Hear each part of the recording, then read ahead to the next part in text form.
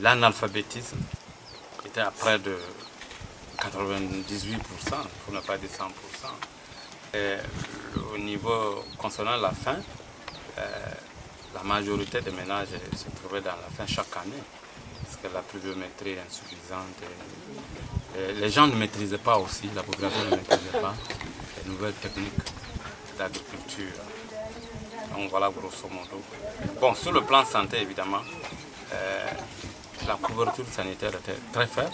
Disons qu'il n'y avait que pratiquement un seul CSPS dans ce département. La population ne connaissait pas aussi des mesures pour améliorer la santé.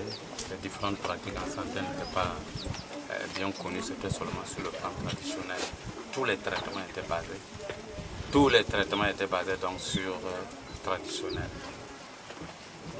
Alors, avec le programme, l'amélioration que nous constatons aujourd'hui, sur le plan de la santé, nous avons mis en œuvre des activités sur le plan santé de la reproduction, que aujourd'hui les gens maîtrisent parfaitement, les enjeux concernant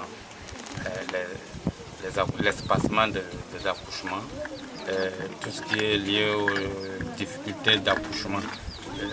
La population a bien maîtrisé ces inconvénients et ont sérieusement adopté toutes les méthodes d'espacement et en plus l'hygiène qui est améliorée au sein des ménages. Bon, pour la lutte contre la malnutrition, donc au départ également il y avait un fort taux de malnutrition des enfants. Et à l'heure actuelle, bon, nous sommes autour de 20%, souvent moins de 20% de malnutrition des enfants.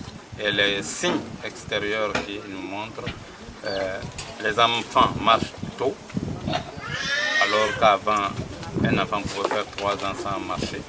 Et actuellement, peut-être 11 mois, 12 mois, ceux qui traînent peut-être au bout d'un an, les enfants marchent. Et il y a un port physique des enfants qui est nettement amélioré par rapport au départ. Bon, au niveau de l'agriculture, les techniques agricoles qui étaient... Bon, peu de gens étaient formés sur les nouvelles techniques.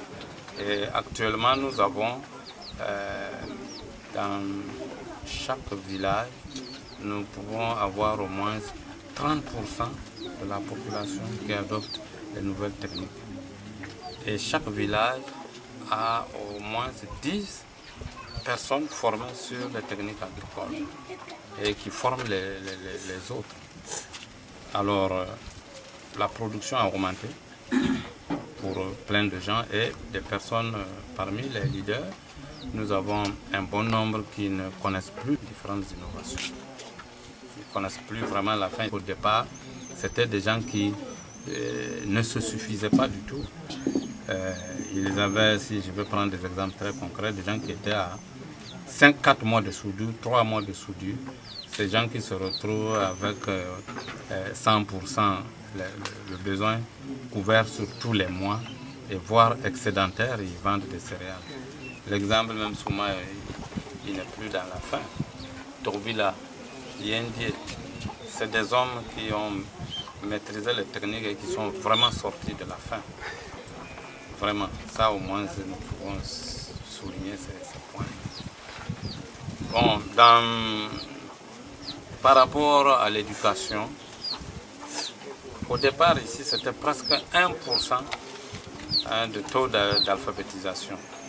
Nous sommes aujourd'hui à presque 30%. Et la part du programme se situe autour de 75% de ce taux de 30% d'alphabétisation. Et donc les gens ont eu, si c'était des paysans même, ils vont vous dire que la connaissance est venue dans ce département grâce au programme. Vraiment la connaissance, la vraie connaissance, savoir lire, écrire, avoir des informations sur l'ensemble des problèmes de la vie des gens. Il y a en tout cas une avancée très significative. Bon, un exemple très important, c'est le genre, dans le domaine du genre. Au début ici, quand vous faisiez même une réunion, les femmes s'asseyaient souvent en sous-groupe à part et ils donnaient d'eau aux hommes. Et très peu de femmes pouvaient, même, je peux dire absolument même pas. Aucune femme n'intervenait d'elle-même pour donner sa position par rapport au sujet discuté. Et quand vous les interrogez, ils disent on est d'accord avec tout ce que les hommes ont déjà dit. Mais aujourd'hui, dans une réunion, les gens s'asseyent ensemble. Ils discutent, les femmes défendent leur position. En tout cas, tout ce qui peut contribuer à l'amélioration de la vie d'une personne, les femmes sont aussi bénéficiaires. Elles luttent, elles se positionnent, elles bénéficient et beaucoup ont tiré des avantages très très positifs. C'est énorme. Donc, je peux m'arrêter là. Les défis. Bon, aujourd'hui, le grand défi, c'est de maintenir ces acquis et de les renforcer. Bon, au niveau de l'alphabétisation, tout n'est pas fait encore puisque l'école n'est pas encore arrivée partout. Donc, l'analphabétisme est toujours à nos portes. Donc, nous luttons à ce que les gens aient les capacités d'aller vers des partenaires eux-mêmes négocier pour avoir toujours des moyens de poursuivre un peu le programme d'alphabétisation et de formation. Ça reste encore un élément important. Sur le plan de la sécurité alimentaire, bon, les défis restent encore que la pluviométrie est très faible et la fertilité des sols se dégrade de jour en jour. Bon, maintenant, ce qu'ils ont initié pour améliorer les terres, c'est bien, les aménagements et tout, mais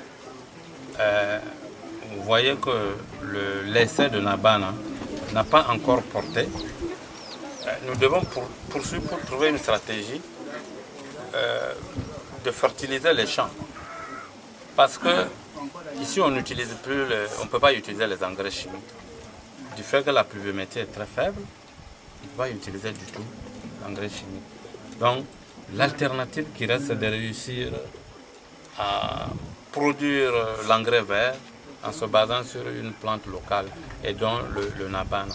Et alors, nous voulons continuer le test Nabana jusqu'à sa réussite totale pour voir si ça peut réellement devenir une alternative pour tous les pays. Donc tu vas reprendre cette partie.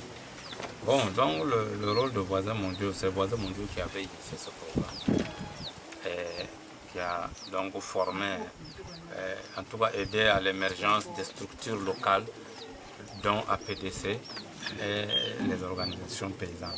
Et APDC qui était l'équipe technique, devenue une structure locale qui a les compétences d'accompagner les communautés dans ce genre de développement. Et petit à petit, Voisins mondiaux se retire de ce rôle pour laisser la place à APDC.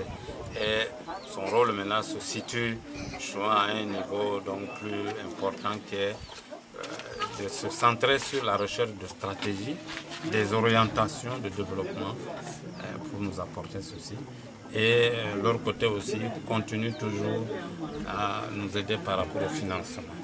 Parce qu'au niveau local ou dans le pays, c'est très difficile d'avoir des financements importants pour soutenir ce programme. APDC le fait actuellement avec les sources de financement disponibles. L'exemple de l'alphabétisation, où c'est APDC qui va chercher les financements à l'intérieur du pays. Et bien d'autres, comme pour l'eau, ce n'est plus Voisins mondiaux, mais là c'est APDC qui élabore les requêtes de financement qui donnent leur programme. Mais n'empêche que c'est au niveau international, ce que Voisins mondiaux mobilisent reste encore le plus important.